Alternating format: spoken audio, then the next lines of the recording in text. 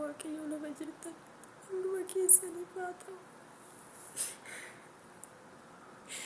adaraa keessan namni viidiyoo koo kana argitan na biran darbina sheernaa godha adaraa keessan irraa rakkadhee gara keessanitti dhufe bakka seen wallaan gara keessan dhufe lubbuu kootu nama rara adaraa keessan na biran darbina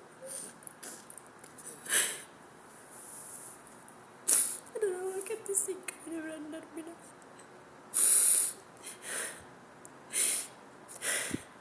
ani biyya Saudi Arabiyaa jira riyaalii keessa jira yeroo kanatti garuu haala rakkisaa keessa jira bari natti cufamee sicheefnadhani aduudhaan na doorsisaa jiru namani kana inni namanitti dubbadhu nabe bilbilli koo siimiin qabu bilbila duwwaa waan ta'eef wannan kun wallaalaan viidiyoo raabsaa lubbuu kootu nama rara lubbuu koo na oolchaa daraa waaqa na baasaa mana kana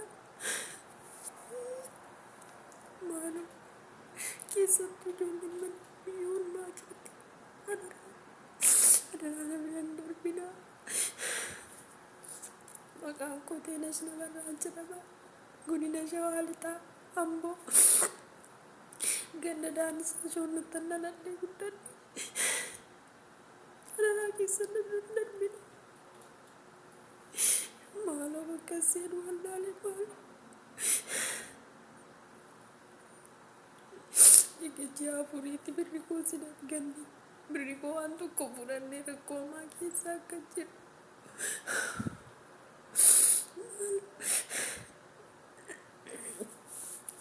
maaloo daraa waaqa na biran darbina xinnaadha siniin jedhu guddaadha jedhu maaloo lubbuma koo na oolcha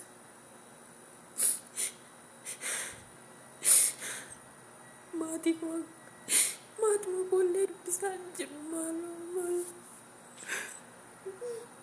akka seen wallaala dhabannatti dukkanaa halkanii guyyaa olii wallaala daraa keessan adaraa waaqayyooti siin qabeenya biran darbina daraa yesuus biran darbina. Rakkinni ijoollee teenya Saudi Arabiyaa keessaa akkuma itti fufeetti jira. Obboleettiin keenya kan jiru Riyaad keessa jette. Mucayyoon tun dhalattuu Shawaati. Shawaa Amboo jechuudha. Aanaa ishiitis maqaa ishiitis himattee jirti akkuma dhageessan jechuudha. Akkuma nama kamiyyuu nan dalagadhaa nan hojjetadha jettee biyya Saudi Arabiyaa dhufte.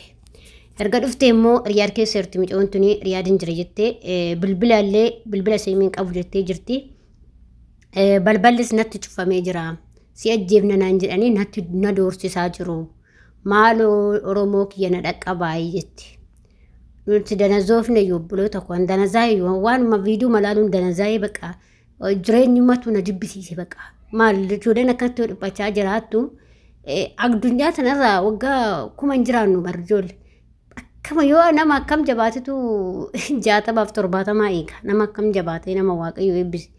Isa keessattuu iyyuu kun dararaan akkanatti nama dararan maal ibboo akkam jiraannaaf biyya ormaa keessa akkatti dararamna ijoolleen keenya ashamaa akkam jirtu hordoftoota kabajamtoota chaanaala kootii kan biyya keessaa kan biyya alaa bakka jirtitti nageenyi waaqayyo isin haa baay'atu akkam jirtu waan obboleettiin keessa nagaa gootuun qaba galata waaqayyo isin jecha egaa hordoftoota kiyya warroon chaanaala kiyyaaf immoo harawataa sabiskiraayib gochuu maamila keenya taa'e akkuma argaartan akkuma viidiyoo jalqabaa irratti dhageessan obboleettiin keenya kan rakkina hamaa keessan jira.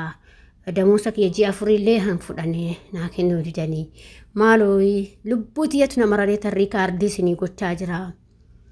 Viidiyoo isinii waraabaa jira. Adaraa lubbuu tiyya na oolchaayi jechaa jirti. Nuti hanga yoomitti akkanatti dararamti ijoolleen keenya. Hanga yoomitti obboleewwan keenya nu biraa akkanatti dararamu. Nuti nurraa haa cufamuu jechaa jirra. Bakka dararaan kun nurraa haafuu Saudi nurraa haa cufamuudha bakka. Wanni nu barbaannu cufamuu qofa jechuudha. Wanni biraatti akka san jiru jechuudha. Mici ijoolleen keenya hanga yoomitti kaa? Hanga yoomitti lammiin biraa akkanaa miti lammuma keenya kana maalidhaaf? Maaltu nutti galee nuyi? Keenya kanarratti maalidhaan? Maal sila nuti mootummaan qabnu moo seerri biyya keenya jiru moo waan maaluma kana akkatti nu darareetuma ijoollee keenya namni nu to'atu dhabamee lammii ofii namni nu mirmatu dhabnee biyya ormaa keessatti siqaayii meeqan agarra. Biyya keessa siqaayii biyya ormaa siqaayii. Hojjedheen of jijjiira yoo jetteeyyuu siqaayii qabda. Maali garuu maali kan keenya kun maaltu nu mirmata kaa yaa waaqatti nu mirmatu malee maal goona namni nu mirmatu dhabne. Namni mootummoonni biraa lammii ofii siraatan qaba. Keenya garuu akka sareen agartee sareen sirriitti sareenuu biyya ormaatitti mirga qabdi. Keenya garuu ilmi namaa mirga dhabee biyya ormaa keessatti illee darara. Biyya keessattis darara. Hedduu nama gaddisiisa. Yoo dubartiin jireenya fooyyeffadha jettee biyya ofii keessaa baatee yoo biyya ormaatti akka dararamtu jireenyaas jibbisiisa. Jireenya gabaabduudhaaf garuu akkanatti dhiphattee ijoolleen ta'in jiraachuun hedduu na gaddisiisa. Dhalachuu nama jibbisiisa. Waan dubbannu wallaala waanuma dubbannu tarne harkaa bada dhugaa obboloota koo waan dubbadhu yeroo hundumaan harkaa bada waan akka hin ta'e hin beekani viidiyootuma laalee loon jedhu waan an babbadhus na harkaa bada imimmaan kunis bakka naa dhufu hin beeku dhugaa waaqa isin jedha obboloota koo bakka an akkamitti hin jiraadhaa isaan akkamitti jiraatu maali siqaayin kana hundaa maal baballeessine nuti lammii kee maal balleessine maal balleessine lammiin biraa akkanaa muti keenyimti kun maal balleesse